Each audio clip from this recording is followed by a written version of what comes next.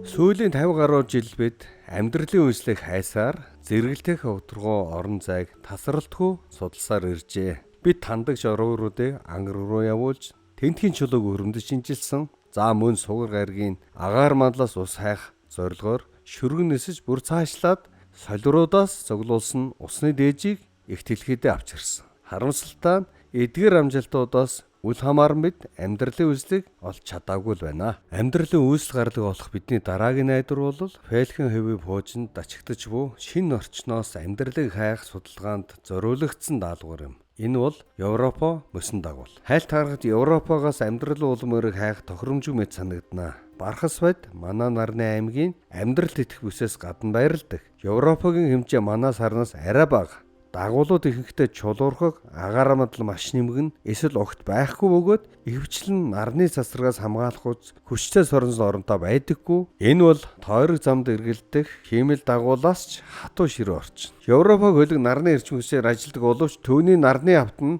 дэлхийн ойролцоох гэрлийн ердөө 4 орчим хувийг л хүлээн авна. Гэхдээ түүний асуудал үүгээр дуусахгүй бархсуудын хүчтэй соронзон орон нарны цацрагийг хязгаалгаж төвлөрүүлдэг бөгөөд Европа энэ цацрагын бүс доторх тойрог замаар эргэлддэг тул хиймэл дагуулын электроникийг нэг өдрийн дотор шатааж орхих өндөр эрчимтэй цацрагт өртдөг. Тэгвэл яагаад НАСА бархсуудын мөстэй дагуул дээр амьдрал улмыг хайх зорилгоор 5 тэрбум доллар зарцуулж судлаач төхөөрөмж илгээж байгаа юм бэ? Европа Клипер даалгаврыг илүү ойроо сарж энэ зүйл бидний бүдэг цэнхэр гаргийнхаа гаднаас амьдралыг эрен хайх үнцгийг хэрхэн өөрчлөх боломжтойг олж мэдцгээе. Бид удаан хугацааны турш Европод амьдрал байх боломжтой гэж үзсээр ирсэн бөгөөд энэ түүний мөсөн гадаргуу дээр том далай байдаг гэсэн таамаглалаас үүдэлтэй. Европод дээр ус байгааг анхудаа шууд батлахдаа Voyager хөлгүүд энэ дагуулын гадаргуугийн гайхалтай зургуудыг 250 мянган км-ийн зайнаас 9 өнгөрөхтэй авсан юм а. Европын гадаргуу гүлгэр тогоонуудтай байсан бөгөөд мөн хөдөлжгүй мөснөөс үүсэж болох урт нуруу хагарлууд үүссэн байв. Эдгээр зургууд эрдэмтдийн төсөөллийг асаасан бөгөөд Галилей зэрэг илүү олон даалгавар Бархасбад руу илгээж гайхалтай зургууд өгөгдлийг цуглуулсан.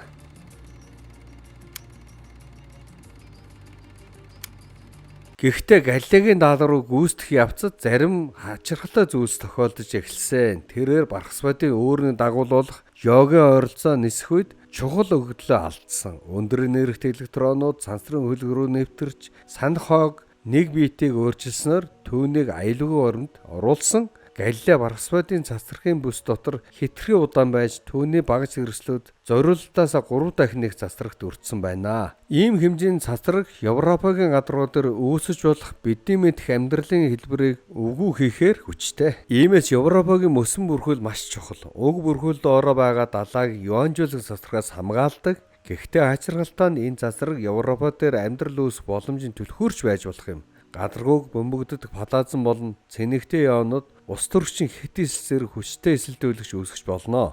Хэрвээ эдгээр эсэлдүүлэгч доошлон далаа руу нэвтрвэл бусад молекулуудтай уралдурж амьдрал үүсгэхэд ашиглаж болох янз бүрийн молекулуудын нэгдлийг үүсгэнэ. Европа Бархасбадтай ойр тойрог замд оршдгоороо амьдрал зайршгүй шаардлагатай энерги өөр аргаарч хүлээж авдаг. Европагийн хэлбэлцэлтэй тойрог зам долгион таталцлын хүчийг үүсгэж уг сарыг агшаах бас төлөвлөдөг. Энэ үйлчлэлийн үүсгэх үрэлт нь усыг хангалттай халааснаар харьцангуй бүлээн далаа орчин болж амьдралыг тэтгэх боломж үүснэ. Тэгвэл зөвхөн гадаргууг л харж байгаа хэрнээ энэ далаа оршин байгааг яаж мэдсэн бэ? Галилей магнитометрээр Европог тойрсон хачирхалтай соронзон оронтой байгааг илрүүлсэн. Магнитометр нь металл цаграг нь голыг тойруулж ороосон суур оромгоос бүрдэн. Цаграгын нэг талд утсыг цагийн зүүнний дагуу нөгөө талд цагийн зүүнний эсрэг ороосон байд. Энэ цаграг дээр өөр нэг хэмжих оромог байрлаж голоор нь дамжих соронзон орныг хэмждэг. Гадаад соронзон орон байхгүй үед эсрэг чиглэлтэй эдгээр оромгуудыг үүсгэх орн хоорондоо цуслагдаж алга болно. Харин соронзон орон дотор байлуулахад гол нь гадаад орон чиглэл бага зэрэг хазааж орхит. Үүний гадна оромгоор мэдэрч цахилгаангүйлийн хэлбэрээр хэмжиж соронзон орныг наривчлалтаагаар илрүүлэх боломжтой болдог. Энэ магнитометр нь Европог тойрсон соронзон орны хацралтай хэлбэлцлийг хэмжиж Үүнийг зөвхөн уусан ионуудаар дүүрэн гадаргадаа орох далай байгаагаар тайлбарлаж болно гэдгийг илрүүлсэн. Энэ баргасуудын дэлхийгээс 20,000 орчим дахин хүчтэй гайхалтай соронзон орноос үүдэлтэй индустриалчлагдсан соронзон орн байв. Баргасуудын соронзон орн энэ давстаа далаатай харилцан үйлчлэлцэж Европод өөрийн гэсэн соронзон орн үүсэх боломжийг олгож байв. Гэхдээ 1997 болон 2000 онуудад Галилей үнийг тойрон өнгөрөх үедээ бүр ч илүү хачиргалтай гажуудлыг илрүүлсэн Галилей дагуул руу хамгийн ойртож очих үед магнитометрууд соронзон орны өөрчлөлтийн огцом ихсэлтийг илрүүлсэн бөгөөд энэ бидний соронзон орны загвараа урьдчилан хангуулж чадаагүй зүйл байв. 2014 онд гэхтэл эрдэмтэд энэ онцлогийг тайлж эхэлсэн. Хаббл Европагийн зургийг авсан бөгөөд 200 км өндөрт хүрсэн дэлбэрэл харагдаж байна. Орчин үеийн хэрэгслээр өргөн хүрээтэй загварчил хийсний дараа тэд Галилейгоос Ионцын давстаа усны 2 удаагийн ийм оргилсон засрагтаа таарч зөрөн өнгөрсөн байх магадaltaй гэдгийг ойлгосон. Ийм учраас л Европог Клипер даалгавар их сэтгэл хөдлөн болж байгаамаа. Европа маш онцгой өгөөд судлах зүйл их байна. Бид мөсний зузааны үнэндээ мэдэхгүй өгөөд тэрэнд орох далаагаас цацрагын мөсөөс хамгаалахус хангалттай зузаан эсхийг нь мэдэхгүй. Би таталцлын долгионд хүч хангалттай дулаан үсгдэг гэж таамагласан ч сар хэр их агшиж тэлдгийг ч мэдээгүй байна. Эдгээр бол зөвхөн Клипер хариултыг нь олохоор илгээгдэж буй асуудлуудын зарим юм. Гэхдээ энэ түүнээс илүү зүйлд зориулогдсон бүтээгцээ. Клиперийн аяллаа анхны төлөвлөгөө SLS-ээр Баргасбад руу шууд нисэх байсан. Гэсэн ч SLS-ийн хөөргөлт хомс өндөр өртөхөд тул NASA Falcon хэвийн пуужин руу шилжсэн. Энэ NASA-д хөөргөлтийн зардлаасаа 1.5 тэрбум доллар хэмнсэн ч Falcon хэвийн бага түлхэлт нь Баргасбад руу 3 жилийн шууд нислэгийг авах боломжгүй болгожээ. Үүний оронд илүү урт замаар ангараг болон дэлхийн хажуугаар өнгөрч таталцлын дэмжлэг авах болно. Клиперийн тулгарх анхны сорилт нь өөрийн онцгой тойрог замд орох явдал юм. Баргасбадын цацрагын бүсийн аюулаас зайлсхийхин тулд зүгээр л Европагийн тойрог замд эргэлдэх боломжгүй. Үүний хэвэл пробын насжилт төлөвлөсөн 3 жилээс сар гаруй хугацаагаар буурна.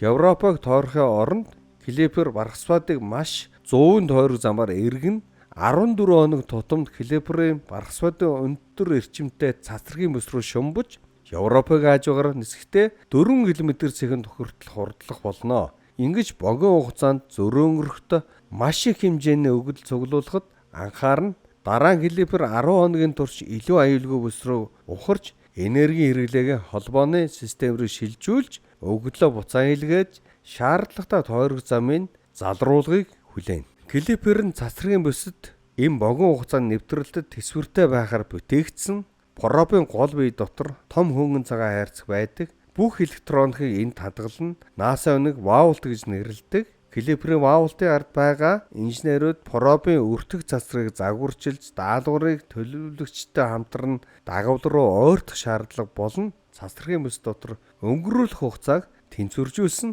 Тэд хамтдаа хөнгөн цагаан Vault-ийн ханын зузааныг 1 см болгон хязгаарлаж жингэн багсгасан. Энэ цацрагын хамгаалалт дотор зай хязгаарлагдвал тул инженерүүд Tetris тоглоом тоглож байгаа юм шиг л хэрэгсэл бүрийн чипийг өөр самбар дээр болгоомжтой байрлуулсан. Клипер Европагийн соронзон орныг судлах үний далайн шин чанарын талаар илүү их мэдээлэл цуглуулахын тулд 3 магнитометртэй. Тэдгээрийг ингэж байрлуулснаар 3 чиглэл соронзон орныг хэмжилт авнаа. Гэхдээ инженерүүд пробын металл бүтц хэмжилтийг хэрхэн өөрчилж болохыг анхаарах шаардлагатай байв. Мэдрэгчийг сансрын үлгэн төмөрлөг материалаас холдуулахын тулд тэд онцгой оромог хэлбэртэй хөнгөн нүүрсүрэгчийн шилэн сунаг шатыг бүтээжээ. Энэ хэлбэр нь 8.5 м урт сунаг шатыг жижиг савнд шахах боломжтой болгодог. Нүүрсүрэгчийн шилэн материалаас үүсэх байгалийн уян хатан чанар нь сунаг шат өөрөөрөө дэлгэхүүц хангалттай хүч үүсгэх тул ямар ч хөдөлгөч хэрэггүй. Эдгээр мэдрэгчүүдийг сунаг шатны дагуу тархаан байрлуулсан тэдгээрийг бие биенийхээ нөлөөнд оруулахгүй байлгах зорилготой тэд Европа хүрээсэн хачиргалтай соронзон орны талаар бидэнд илүү их өгөгдөл өгч бүсэнд орох далайн шин чанарыг илүү сайн ойлгох боломж олгоно. Гэхдээ эрдэмтэд Клипер сансрын хөдгөө тойрог замаас нь далайн материалыг шууд цуглуулах боломжтой гэж найдаж байгаа бөгөөд энэ удаад өөр нэг мөсөн дэлбэрэлтийн хажуугаар дамж нисэх үедээ үүнийг хийнэ. Сарны ойролцоо өнгөрөх үед энэ таг нээгдэж 25 см өргөн цуглуулах талбайг ил гаргана. тоосонсрууд орж ирээд цуваа дамжуулагч торнуудаар дамжин өнгөрөхдөө тэдгээрийн багтамжийг өөрчилдөг. Энэ өөрчлөлтийг илрүүлж тоосонсрын урдыг хэмжснээр Клиприйн энэ зам дагуух тэдгээрийг ориглон засагдсныг тодорхойлоход ашиглана. Тоосонсрууд Клиприйн 4 км/сек хурдаас хамаагүй удаан хөдөлдөг. Үүний үр дүнд илрүүлэгчийн металл арт тал нь тоосонсруудаа хангалттай хүчтэй мөргөлдөж тэдгээрийг үндсэн элементүүд болон ионууд болгон задалдаг. Цилиндр арт тал дэх цахилгаан орн тойлметийг үйлчилж эдгээр ионуудыг илрүүлэгч рүү чиглүүлдэг.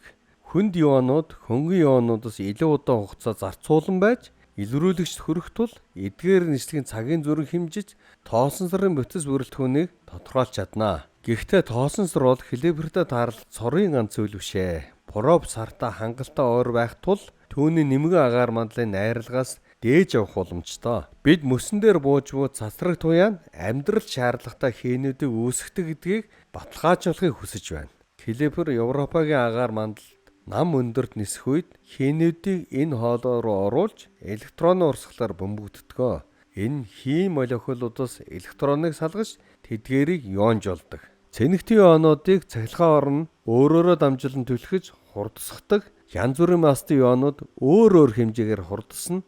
Хүнд ионууд удаан, хөнгөн ионууд хурдан хөдөлдөг. Эдгээр замууд нь ионуудыг тоолдог электрон илрүүлэгчлөө хөтлөн. Энэ өгдөл бидэнд Европыг агаар мандалтай хийн найрлагадах нэгдлүүдийн талаар мэдээлэл өгнө. Хэрвээ Клипер оргилж буй усны мөсөн багнуудаар дамжин өнгөрөхгүй бол гадаргуугийн найрлагыг гэрэл ашиглан шинжилнэ. За энэ шинжилгээ хит улаан туяа болон хит яган туяаны спектрийг хамрах хоёр багаж ашиглана. Бид Европагийн таталцсан орныг шимжнэ. Та дэлхийн таталцсан газрын зургийг харсан байж магадгүй. Энэ дэлхий дээр мас хаана төвлөрснийг харуулдаг. Үүнийг 2 ижил хиймэл дагуул ашиглана. Туйлын тойрог замаар нэгэн нөгөөгөөсөө урагш байрсан байдлаар хэмжсэн. Урд талын хиймэл дагуул илийн хүчтэй таталсан бүсэд орвол хойд талынхаас арай урагш татагдаж энэ хоёрын хооронд зай нэмэгд. Хэвэн мус бүсийг өнгөрсөний дараа урд талын дагуул удаашарч хойд талынх хурдасч дараа нь тэр газарт ирээд удаашарна. Хоорондын зай нь эдгээр өөрчлөлтийг GPS-ийн магажийн наривжилсан байршлын мэдээтэй хослуулна. Эрдэмтэд дэлхийн таталцлын наривжилсан газрын зургийг гаргадаг. Клипер ижил зарчмаар хурдны өөрчлөлтийн хэмжин гэхдээ сорилт нь 2 дахь хиймэл дагуулгүйгээр дэлхийгээс алсаас зөвхөн Европагийн таталцлыг ялгаж хурдтгалыг нарийн хэмжигт оршин хурдтгалыг пробын тодорхой хугацаанд дах хурдны өөрчлөлтийг тогтоон хэмжинэ. Бид сансрын проб руу 8 ГГц-ийн долгио илгээнэ. Түүний дэлхийтэй харьцангуй хурднаас хамаарч хүлээн авах давтамж нь өөрчлөгдөнө. Хэрвээ дэлхий рүү ойртож байвал хүлээн авах давтамж нэмэгдэж, холдож байвал буурна. Энэ давтамжийн шилжилтээс бид хөлгийн хурдыг 0.1 м/секундын наривжилтаагаар тодорхойлж чадна. Гэхдээ энэ арга нь дэлхий Клиперийн хооронд чулуу харагдаж бүхэн шугам шаардлагатай бөгөөд хэмжилт зөвхөн дэлхийтэй харьцуулсан хурдыг л өгнө. Европа Нарны аймгийн хамгийн том гарыг тойрог ирэх тул бид үе харагдсан шугамаа алдах болно. Эдгээр таталсан хэмжилтийн эцсийн зорилго нь сарны тойрог замын турш хэр их хэлбэрээ өөрчилж сунгаж шахтаж байгааг тооцоолох. Зөвхөн нэг агш мишээ. Даалгаврын магийнхны тооцоогоор наривчлалын алдааны босхийг дагуулахын тулд бараг 10 удаагийн ойртох нислэг хэрэгтэй. Олон нийт хамгийн их хүлээж байгаа зүйл бол Клиперийн авчрах зургууд. Клипер нь 2 ширхэг 8 мегапикселийн мэдрэгчтэй, нэг нь өргөн өнцгтэй, нөгөө нь нарийн өнцгийн линзүүдтэй. Олон удаагийн ойртох нислэгээр сарны гадаргын 90%-ийг хамрах бөгөөд 1 пиксел тутамд 100 метрийн нэгтршилтаагаар дүрслэн. Энэ нь Галилео хөдгөөр авсан хамгийн сайн зургаас 6 дахин их талбайг 5 дахин өндөр нэгтршилтаа харуулна. Бид амьдралын орц найрлага гадаргуу дээр ил байгаа гэж бодохгүй байгаа ч камерын систем Нарны аймагт нэлээд өөрмөц тооцогдох уг сарны динамик шин чанарыг эрдэмтэд тайлбарлах болно. Мөс хэрхэн хөдөлж, хэрхэн уваарч, хэрхэн түлхэгдэж байгааг ойлгох нь Европа дээр амьдрал хаана үүсэх боломжтойг тодорхойлох туслана. Камерууд гадаргуун зураг авах завгүй байх үед радар дуугарлалтын систем ажиллаж эхэлнэ. Мөсний доорх зузааны гадаргуугийн өндрөө өөрчлөлтийг хэмжинэ. Европагийн мөсийг үр дүнтэй нэвтрэхийн тулд радар 2 давтамж ашиглана. Нэгдүгээрт богино 60 МГц долгио, хоёрдугаарт нь урт 9 МГц долгио.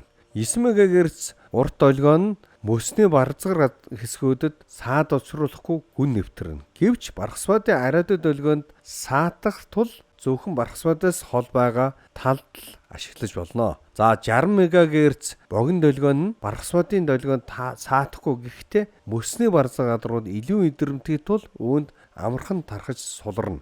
НАСА энэ технологиг дэлхийн дулаарлын улмаас дэлхий дээрх мөсөн бүрхүүлийн зузааныг хянахаар хиймэл дагуулууд ашиглан ихээхэн туршлага хоригдлуулсан. Эдгээр шинжлэх ухааны багаж бүрийг цахилгаанаар хангах гэдэг бол сонирхолтой шийдвэр байв. Бархсвад руу явсан бүх сансрын хөлгүүдийг харьцуулж үзэхэд хоёр нь лонцгой. Жөнө болон Клипер.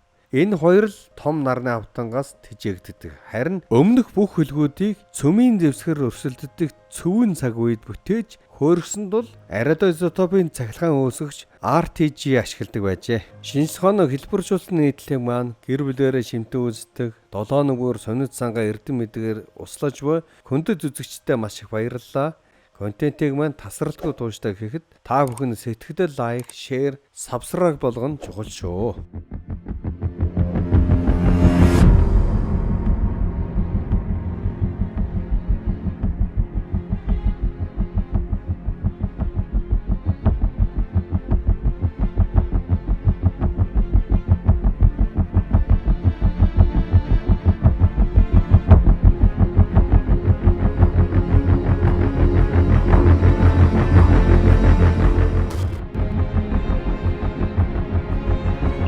Armed and ready to deploy. Ladies and gentlemen, hold on. Here we go. Trajectory and speed. Heading 270.3. Coming in low across our macula at 468.4 meters per second. Target sight lining up. Landing gear deployed. 20 seconds of fuel. What was that? It's like a thermal vent, some sort of eruptive feature. Can you stabilize this? Trying. Andre, I need an option for emergency landing. Vents coming from the area around our target site. There's a low gradation of ice just past the LZ along Frey's macula. Okay, land us long, get us past the vent area. 6 meters to contact. 10 seconds of fuel. Back up the burners on approach or we'll melt our landing site. Roger that. 10 meters. 5 meters. Contact light. Shut down. I think we've got it.